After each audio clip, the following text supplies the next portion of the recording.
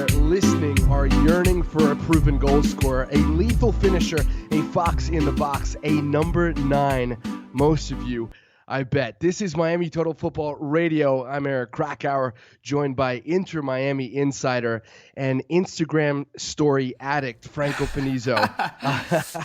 Franco, 270 minutes of soccer plus change since we last recorded a podcast. And with a lot of ball being kicked around and nobody in Inter Miami colors actually finding the back of the net. Yeah, it's been 3 very eventful games, and that's crazy to think about given that they have not scored a goal during those 270 minutes, like you said.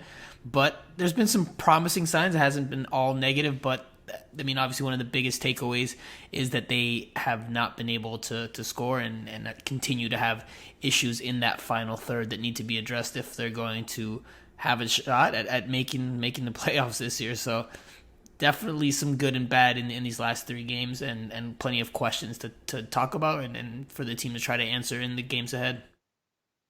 And based on the discussion that we had in the last pod where we spoke about XG and whether that was a statistic that mattered, I sent you a tweet yesterday. First 20 minutes, pretty decent XG as a joke to see what your reaction would be.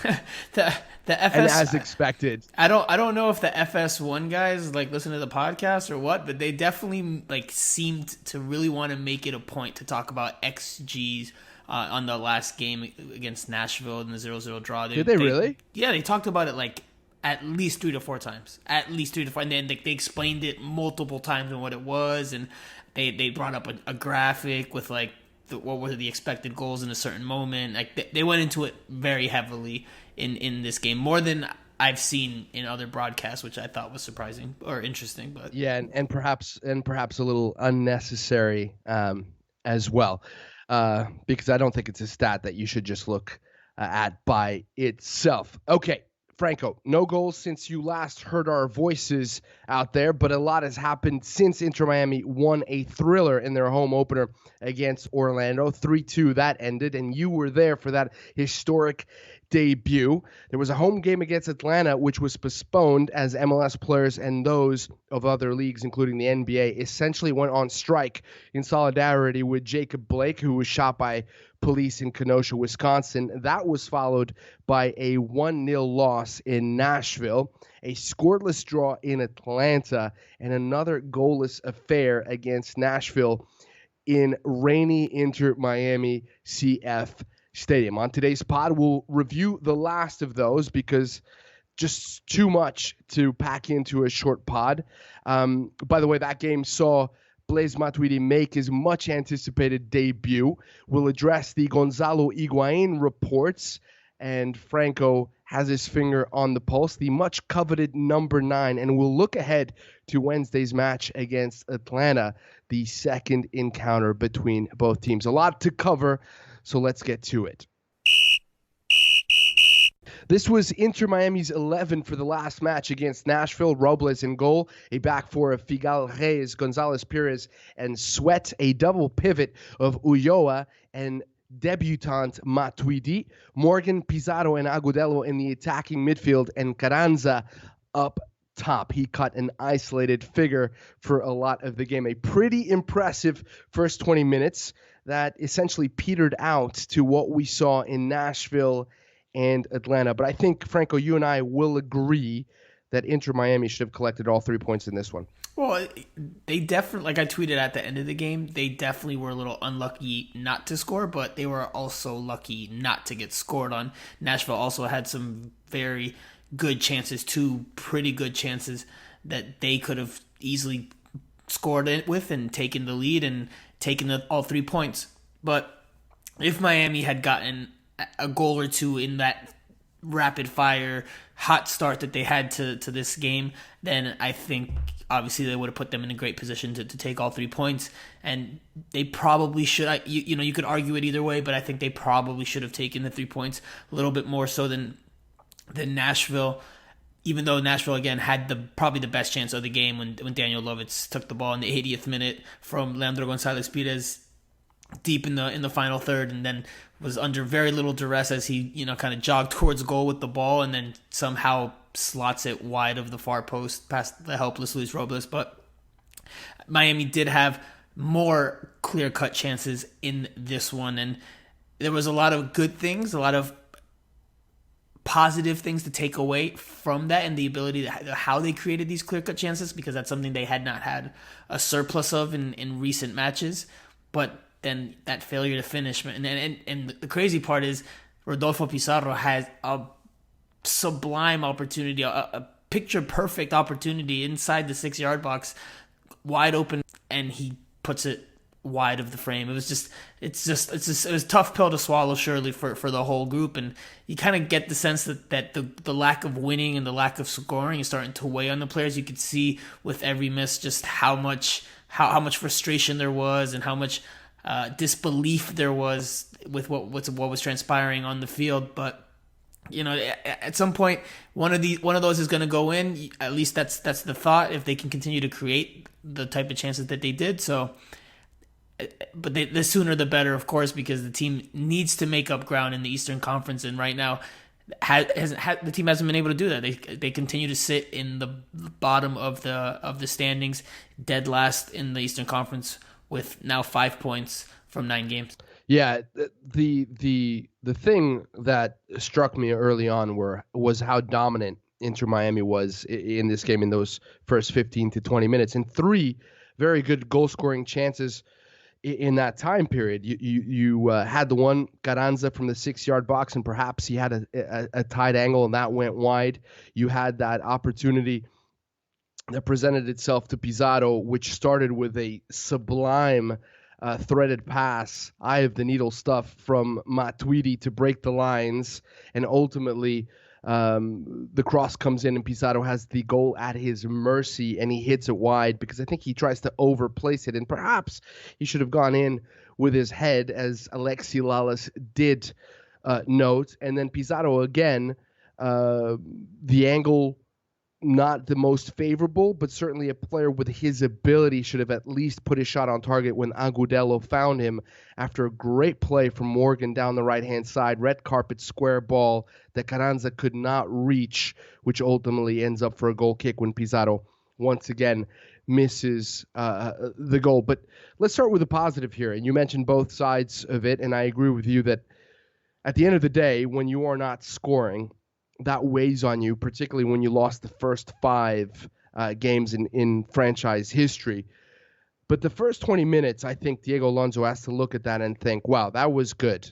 We prevented Nashville from playing. We essentially suffocated them and created those chances from out wide. And on a better day, we're going to put those away. And then you look at the inclusion of Blaise Matuidi, who I thought was a bat out of hell in this game. Just not only the amount of grass that he covered, which really shows why his partnership with Ulloa could work out. These are 2 guys who cover a lot of ground. They were able to press Nashville out of their game, and as long as you have space for Pizarro, I think to pull the strings, I think that could be something, a tandem that is a workable one, because both you and I had anticipated that it would be Will Trapp with Matuidi, and that may still happen. Of course, he ran out of gas, and as he ran out of gas, so did Inter Miami. Yeah, Matuidi was a big part in the team's ability to play as good a 20 minutes of soccer as we've probably seen from them this season. Like you said, not only did they move the ball around a lot better than we've seen and keep possession and create chances from that possession, but when they didn't have the ball, they also pressed and suffocated Nashville and didn't allow Nashville SC to get comfortable. But like you said, once Matuidi after halftime started to fade a little bit physically, he hasn't played in a game in more than a month. He only had 2 team training sessions with the group prior to this match. Once he faded, Inter Miami started to fade a little bit, and their stranglehold on the game started to go away. Nashville also made some adjustments, particularly with how how they pressed Inter Miami during the first half. I don't think you could see it well on the broadcast, because when I watched the replay last night, they don't really show you, the broadcast doesn't really show you how Inter Miami tries to build out, but in the stadium that you could see they've done this obviously in other situations with Will Trapp. This time it was Victor Ulloa doing it, where Luis Robles is over the ball on the 6-yard line. You have two center backs split outside the 18-yard box, and then Victor Ulloa stands next to, or whoever the number 6 is, but in this case it was Victor Ulloa, stands next to Robles, and either they push their arms up, and when they do that, they usually go long towards the sides looking for the wingers, or more often than not, you see Robles just touch the ball with his foot, officially putting it into play, and Ulloa then plays it short to one of the center backs that he has on either side of him, just outside the box. So when Miami was doing a lot of that short passing in the first half, and Nashville was pressing, and they were getting caught with quick balls over the top of them, that allowed Miami to break through and start to get into their half a little bit too easily. And then in the second half, you saw Nashville start to push off or back off and allowed Miami to build out that way and try to come towards them a little bit. So it was an interesting tactic. They've been doing it, but I think it was more effective in this game, at least particularly in that first half. And look, Matuidi, as good as he was, and definitely deserves a lot of credit and a lot of props for that first half performance and the way he played through the lines and gave Miami an added dimension, an added element in the attack and in the press that they haven't had to this point. I also think Ben Sweat and Juan Agudelo had just as good, if not better, games. Definitely Ben Sweat. Agudelo, you could argue it because he also faded in the second half. But Ben Sweat and Juan Agudelo were involved in all 4 of the best scoring chances that Inter Miami had on the day. Ben Sweat sets up 3 of them directly himself. It was a massive, massive performance from the left back, who gets his share of criticism, rightly so, because of some of the hiccups he's had. But in this game, this might have just been his best game in an Inter Miami jersey, and this is coming off of the last home game where he also played well and got an assist. So a strong performance from Ben Sweat, strong performance from Juan Agudelo, who was playing at left midfield in this one, and the performances, the individual performances were better, and the collective showing as a result was much better. It's interesting that you mentioned Ben Sweat, and I agree that he had a good game, but the moments where he shone the brightest with Agudelo on the left side was when Inter Miami did something very interesting in the build-up. You mentioned Ulloa coming in centrally in between the 2 center backs to collect the ball, and I thought that when he did that, that was actually when Inter Miami had the most trouble building. One thing that was curious to me, and I saw Matuidi do it in the second half a little bit, is that sometimes when Inter Miami built from the back, you had Sweat push up, and that pushed Agudelo a little bit more central. And you had Ulloa drop almost like a third center back to the right of Reyes. So it was Gonzalez Pires to the left, Reyes in the middle, and Ulloa to the right. That allowed Figal to push up with Matuidi. And by doing that, 2 things happened. Number one, you created those overloads on the wing, which I think, as you noted, Agudelo and Sweat made the most of. Although it did work on occasion with Figal and Morgan. For example, it allowed Figal sometimes to push up the middle right channel. Instead of hugging the line, he came inside a little bit more, and that allowed Morgan to widen the field on the right.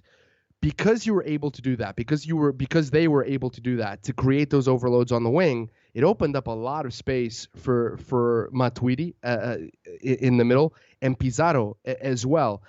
And I was struck at how quickly, after the first 20 minutes, they stopped doing that, because it was proving effective. Now, one thing that you said played a part in that, and that was the different defensive posture shown by Nashville. They started sitting a little bit deeper, so it was difficult for Miami to play in between the lines. But that seemed to me to be a recipe for success going forward. And when they came back to that a little bit in the second half, but this time it was Matuidi who sometimes came down very deep and became that third center back. He did it infrequently, though, so not enough to make that much of a difference. Things started opening up again. So I'd like that buildup. I like the idea that you can push Gonzalez Pires to the left. We know that he's one of the best center backs in the league when it comes to switching the ball from left to right.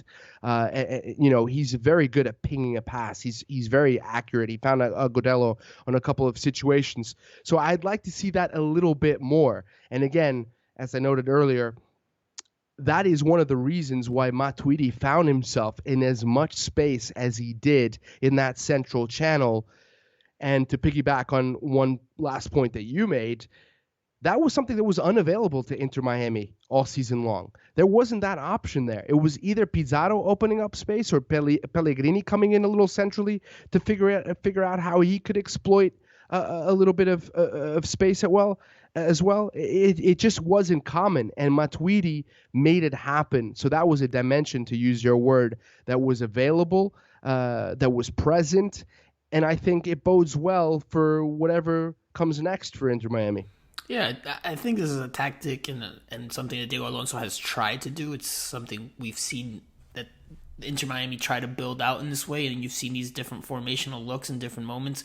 Again, with the personnel he's had at his disposal, it obviously hasn't worked very well, but you saw now more, maybe a little bit more of what he's actually looking to do and how effective it can be if he has the right pieces. Because look, Diego Alonso he said this in the pre-match press conference the day before this match against Nashville, is that, I think it was the last question too, and his last response, he said something along the lines of, once we get more players that fit the way we want to play, the idea is that you're going to see us play the brand of soccer that we want to play. I don't know how convinced he is with this squad that was built, and that's something I think needs to be said. I haven't written that yet. This is the first time I'm saying it publicly, but I don't know how happy Diego Alonso is, or how much he rates the squad he has at his disposal. We've talked about the changes he's done over the course of the first few games of the season, how he moved players after just one or two mistakes and would bench them and then rotate, and he's gone with Dylan Nealis at right back, Nicolas Figal. He's swapped so many different players. I don't know how pleased he is with the roster he has. I think he pretty much said there's more quality players that they would like to bring in. Obviously, this is MLS, so it's not like he can just get an unlimited supply of talented players. There's obviously a salary cap, but you have to remember, this roster was built largely before he was signed as the head coach, because he was signed late into the process, right before the start of the new year. So he didn't have a say in much of the squad that was built. After he arrived, after he was appointed, you got Nicolas Figal, you got Rodolfo Pizarro, you got a couple more players, but the bulk of the squad was built before he was named the head coach. So I think that's an interesting part in all of this, and in the story that is the 2020 season for Inter Miami. But I think you're starting to see a little bit more of what he wants to do, what he wants to show. Again, he's still missing a key piece, that number 9, that striker, that proven goal scorer. They're missing that. They're apparently in the works or working on that. So we'll see if the team can take another step once that is finalized, or once that happens, because it's still an important part that this team is missing. Yeah, I think that's a good point. Although I would argue, and we've touched on this on previous pods, that comparatively speaking to a lot of other teams in Major League Soccer, this is a good squad. I'm looking at this back line. Gonzalez Pires and Reyes. Reyes, man, prone to a couple of mistakes. He's a young player. He's learning. But I think he has the potential easily to become one of the best center backs in Major League Soccer. But I don't think he'll remain in Major League Soccer for very long. I actually think that, I know there's an option to buy him, and Inter Miami will probably pull the trigger on that. But he's going to be in Europe in 2 seasons, without a doubt. Then you've got Gonzalez Pires, who has added some solidity in that back line. And I know, look, He just came. They just brought him on board, right? So right, and it wasn't a move that's going to improve. Correct, but that's not. But let me just say this. And I know a lot of people, and I don't know if if Stu Holden made this point, that what was Gonzalez Perez thinking when he slid into that challenge that allowed Lovitz a look on goal? And by the way, I don't think Robles was hapless. I thought he came out of his line from his line very, very quickly. But that was just unfortunate. He tried to clear the ball out. It snuck underneath it squeezed underneath his legs. But other than that, that back line, I thought, did a very, very solid job. I mean, it was mostly, I would say, net positive. But listen, in that situation, you can't take that gamble. You just can't take that gamble. You can't just slide and hope that you win the ball, and no, that's why the play. So what do you do instead? Smash the ball out of the field. Get that out of there, or get your body onto the player, and you can't just slide in there and hope that you win the 50-50. Like, you need to know you're winning that 50-50. It was a last ditch challenge. It wasn't like he had time to just run up to the ball and clear it. I think he was trying to clear it. I don't think he was trying to keep possession. Maybe he was. Maybe he was. Yeah, I don't know. Yeah, because the way that the ball ended up trickling out, it felt like he was trying to keep control of it, like win, knock Lovitz over and stand back up with the ball at his feet. That's what it seemed like to me. And there was the play in the first half where they kind of fell asleep a little bit on a set piece. It was a well worked set piece from Nashville. And Max McCarty passed the back post to find Dominique Badji. Zimmerman. No, Dominique Badji gets a foot on it from in close, and Robles gets just big enough to kill the momentum of the ball. It kind of just sat there on the 1 yard line, right in front of the goal line, and Nicolas Figal was able to clear it out. But I mean, that was the only clear opportunity that they had. Correct. But they're still pretty good, high percentage chances. If they were in your expected goals chart that you have from the game, I'm sure they would. I'm sure they'd be high up there. But the defense was overall positive. I think the defense is set. As something I was thinking about today when I was wrapping up with some work. I think the back line is set. I think that four-man back line is what Diego Alonso is going to go with much of the rest of the year. Luis Robles in goal. Matuidi will obviously start in in the central midfield spots. It's the other positions. Well, obviously Pizarro again is also a lock starter, but I think it's the other few positions that are still up in the air, and who wins out in those spots, and who performs, and who delivers the goals and can be consistent there. I think that's what Diego Alonso is still trying to figure out as he moves along in this 2020 season. And there was something else I was going to say before we got into the whole defensive part, but I don't remember now. So we'll just keep it moving. Well, let me just bring in a point here. When you look at the substitutions, and he brings Jay Chapman in, and you see Lee Nguyen on the bench, I think the question is answered that Diego Alonso is not counting on Lee Nguyen. And I can't, for the life of me, understand why, because I actually think that Nguyen has come into a few games this season and made things happen. Not brilliantly, but has been able to, stitch up the play a bit. And I was surprised that he was left on the bench when Inter Miami needed a little bit of added creativity, needed to take the pressure off of Pizarro. And then, so you can address both these points, I'll make my second one. You and I texted about this, but Carranza was a non-factor in this game. He had the one opportunity, but and look, that's going to happen, because one of the points that we made when you asked the question 2 weeks ago when we did the pod, whether Inter Miami still needed a number 9, and I said yes, absolutely. One of the points that I made is when you have a young player like Julian Carranza, inconsistency tends to be the crippling factor, and he wasn't present. He wasn't good at holding up the ball, I didn't think. When he looked for space, he tended to run into the space that Pizarro was occupying. And when Chapman came in, the verticality that he adds, the diagonal runs, opened up a little bit more space again for Inter Miami when they looked a little bit stale. So what do you make about? I think you meant Robbie Robinson there. I think. Who did I say? You said Jay Chapman, which you had talked about before, but that was your first point, right? Yeah. Yes, Robbie Robinson. So, what do you have to say about the Lee Nguyen situation, and about Carranza, and perhaps that battle with Robbie Robinson for that number 9 spot for now? And we'll talk about Higuain later. Yeah. So look, absolutely, and I'm glad that you brought the Lee Win part up as like you did, because that's exactly where I was going to go back with what I just mentioned that I had forgotten. I just wanted to go back to the point of the roster being built before Alonso got here. Inter Miami had talked about wanting to play this proactive style, ball on the ground, so it seems like the moves that were made were with that in mind, regardless of who the head coach that was going to get brought in. That was the plan. That was Paul McDonough's plan for this squad. Now, again, Lee Win is not necessarily someone that Diego Alonso asked for. Probably didn't know much about Lee Win, if at all.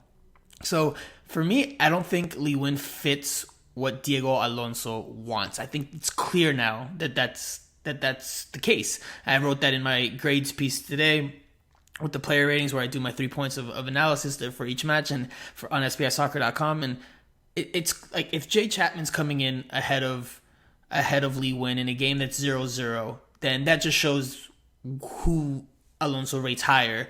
And if that's the case, it's, I don't think Jay Chapman's looked bad in any of the games he's had or any of the cameos he's had, but Lee Win probably gives you a little more in the attack.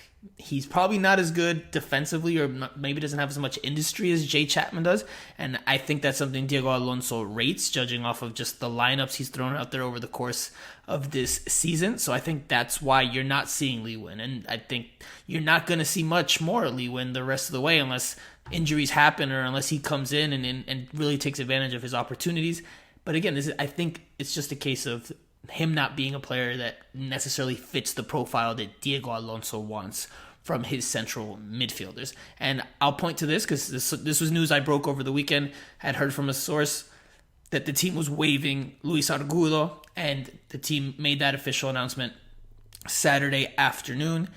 And again, that's a player that was taken in the expansion draft, if I'm not mistaken, and he was not kept from the expansion draft. So you're starting to already see players that are being deemed surplus to requirements, or that are just being moved away because Diego Alonso has an idea for what he wants, and it's not necessarily the base of this roster, or it's not necessarily a lot of this roster. So I wouldn't be surprised if we see a good bit of change over the offseason. As for the forward position, Carranza, this is what we talked about. He would have to have shown on a consistent basis that he can be the guy up top, and that'd be the only way Inter Miami doesn't sign a number 9, or doesn't try to sign a number 9, and he just didn't have it in this one. He physically got knocked off the ball a few times, and he just seemed disconnected from the team on both sides. Didn't seem to really press well, didn't seem to really find the game. So, he was pulled 8 minutes into the second half, which I thought was a little surprising because of how early it was in the second half. But Robbie Robinson did show some things when he came on, and I thought he looked confident on the ball, had that one great chance that Joe Willis saved. But it's going to be interesting to see who gets the looks in the short term, at least until that DP number 9 arrives. So I think Robinson's definitely made a case for himself, though. Yeah, I think he starts in the next game, actually. I really do. I think that he complements. It just seems like there is an understanding there in terms of his movement that Carranza hasn't yet gotten with his team, and that could be lack of minutes. He started the season injured, but of course Robbie Robinson had his injury as well. So I wouldn't be surprised if we saw Robbie Robinson start. Just quick word on Matuidi. I saw Twitter light up with Inter Miami fans really impressed with his performance, and I thought it was a very good performance. Some people already, using hyperbole to describe him. I will say this, and Franco, I've covered MLS.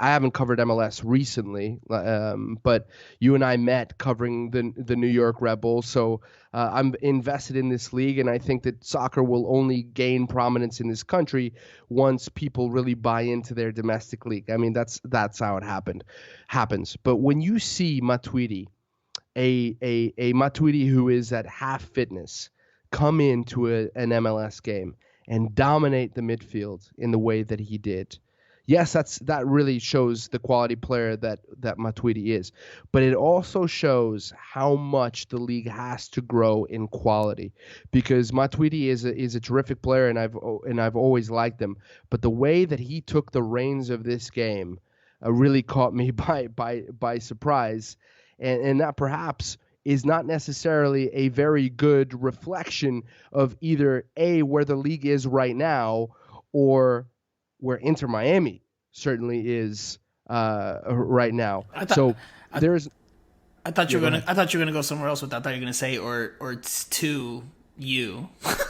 Because, dude, look, Matuidi's a World Cup winner. He's played for Juventus. He's played for the top teams in the world. He's clearly one of the top players in his position, and it's not a surprise that he looks a level 2 or 3 above the rest of these players in MLS that don't have that experience, don't play at that level, have not played at that level, probably won't play at that level. So for me, it's not surprising to see him come in and help make that big of a difference so quickly. It's impressive, yes, because he's literally been with the team for 2 training sessions, but quality tends to show out on the field. You can usually tell the difference, or the different players and their skill sets pretty quickly. Give all things considered, if everything's on a level playing field. So for me, it wasn't a huge surprise to see him play well. It was definitely a welcome development if you're Inter Miami, but I don't think it was a surprise. I think it's just. Well, hold on. I didn't say play well. I said as dominant and at half fitness. So what I'll add to that is this, and yes, he's a World Cup winner, right? And that makes not only a World Cup winner, but a starter Correct. on a World Cup winning team, and playing out of position. But I will say this: just imagine how much better he's going to be when he's at full fitness. And for you Inter Miami fans who are not familiar with Matuidi's game, you're going to see something that you didn't see a lot from him in this game, and that is the way that he drives into the box. Drives perhaps is not the right word because he does it without the ball, but the way he attacks the box to meet crosses. He's gonna get his fair share of goals, I think, and that is a side of his game which we didn't see very much of against Nashville, but we will. And when he adds that extra body to the box, the way that they played in the first 20 minutes, I think we will see more goals, particularly if a certain Gonzalo Higuain arrives in Miami, and that's exactly what we are going to talk about next.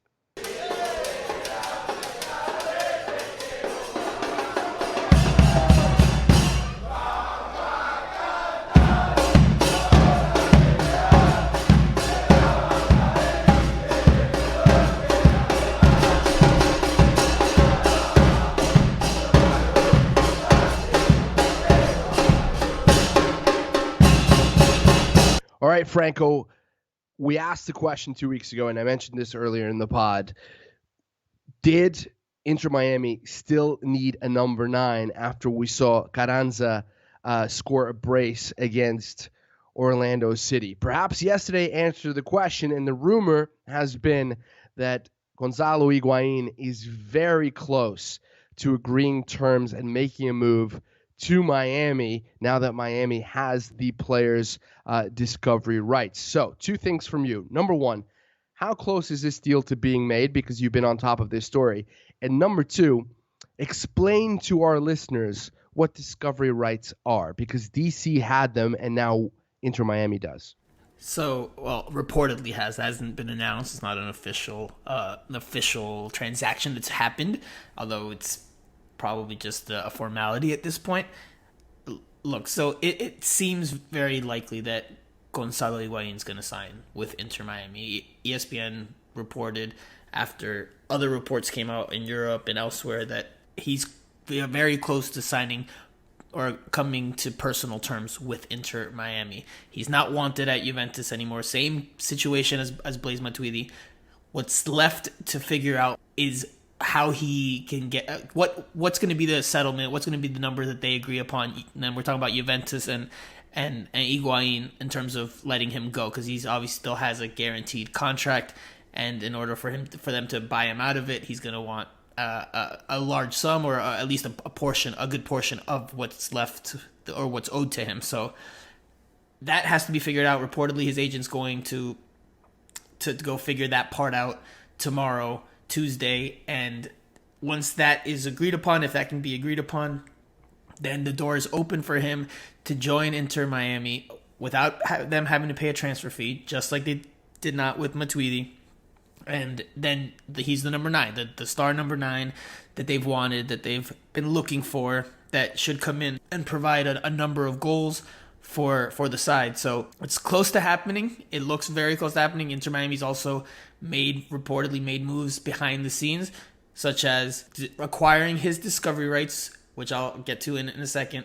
And they also recently made 2 roster moves over the weekend. Which, again, the news I reported on, I reported on Saturday. They waived Argudo, and they sent Christian Makoun to the USL team. So that opens up 2 roster slots. One will apparently be used for Higuain, and I don't think you're reportedly trade for player rights and open up a roster spot if you don't have the full intention of signing this player, or knowing that you're going to sign this player. I just don't think those are moves you make until you're practically assured of that happening. So I think it's going to happen. I think it's just a matter of a few days, or just figuring out this process of getting Higuain's contract bought out at Juventus, or him coming to terms with them on what number they'll give him to send him on his way.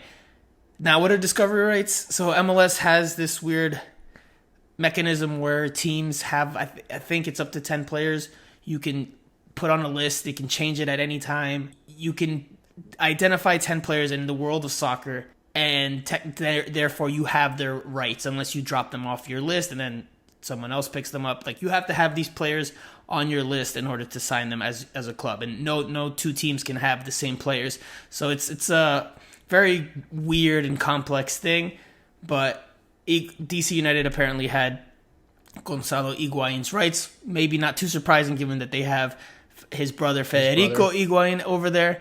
But if Inter Miami wanted to sign him, which it looks like it's on course to happening, then Inter Miami had to get the discovery rights from DC United. So they're reportedly sending some allocation money in order to do that, which is the standard move for a deal like that, where you're trading discovery rights. So again, I don't think these are moves Inter Miami would make or be in the process of making if they didn't fully have the intention of signing Nguyen. I think he'll be here before this month is over.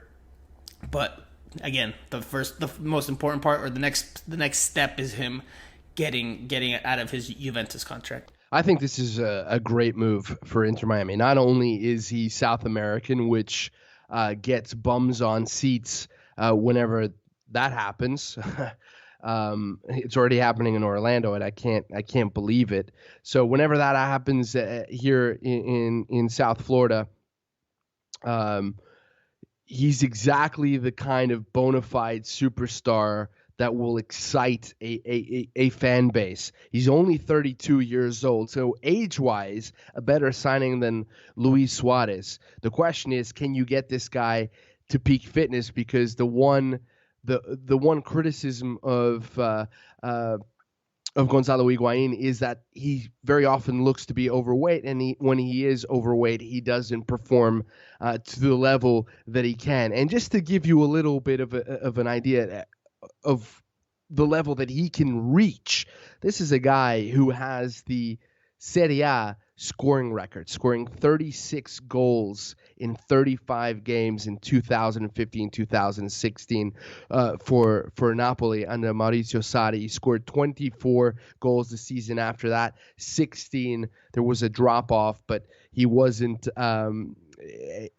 the undisputed starter, and there were weight issues, but he comes into MLS, and I mentioned Matuidi being head and shoulders above everybody else on the pitch yesterday.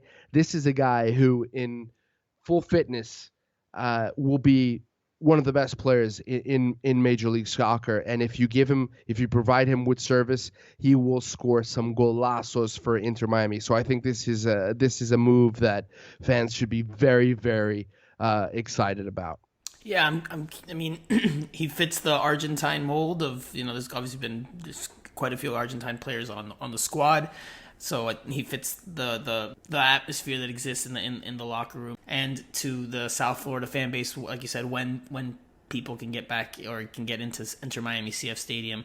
There is this weekend's game at Orlando that will have fans in the stands. There might be Inter Miami fans in that one. I expect that some Inter Miami fans will buy tickets and make the trip up. I don't know how many, but I expect that will happen. But again, for Higuain, I think it's a good signing. If it happens, I think it'll address a position of need that they've needed to address for so long. I'm curious to see how he affects the function of the team, and I don't know how his pressing game is at this point in this stage in his career. So that will be an interesting wrinkle in his signing and his approach if he is part of the group, but that he'll score goals and that he'll do well in the final third, I have no doubt about that. It's just I have questions of how he will fit Diego Alonso's high pressing, high energy style of play, but I think it'll overall be a positive sign that'll help Inter Miami in a big way. Yeah, and that has a lot to do with Diego Alonso being able to motivate Gonzalo Higuain and reminding him that he's not coming to Miami on vacation. Let's look ahead. Oh, one thing real quick. One thing that you will see from Gonzalo Higuain, and he's the kind of guy who gives his teammates a lot of dirty looks when he doesn't get the service that he expects. Franco, let's move on very quickly, and let's make this a short preview to the game on Wednesday against Atlanta United. Atlanta United will arrive in Fort Lauderdale having tied Orlando City 1-1, but they will be without Pity Martinez, who has moved to Saudi Arabia to continue his career. A big money move for him, no doubt.